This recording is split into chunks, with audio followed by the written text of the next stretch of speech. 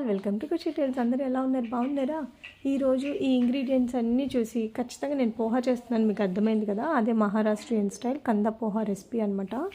Vismay foods అనే channel అందరికీ popular channel, తెలిసిందే కదా. అందులో చూసి చేస్తున్నా.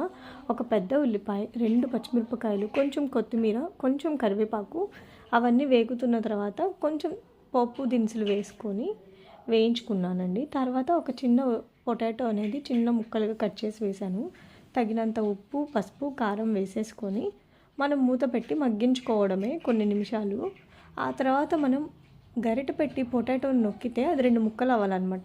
ఈ ఇంగువ ఆప్షనల్ అండి, నాకు నచ్చుతుంది కాబట్టి నేను వేసుకున్నాను.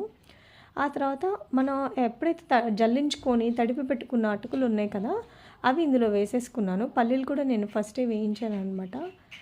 లాస్ట్లో ఇంకా కొత్తిమీర వేసి దించేసాను. మా ఆయనకి సేవ్ ఇష్టం కాబట్టి అది కూడా. నిమ్మకాయ రసం మీ ఇష్టం, పిండుకుంటే పిండుకోవచ్చు, లేకుంటే లేదు. పిండితేనే టేస్ట్ బాగుండింది, నేను తినేటప్పుడు పిండాను అనమాట. ఈ వీడియో కింద నచ్చితే like, share, comment and subscribe to Kushi Tales. Thank you all.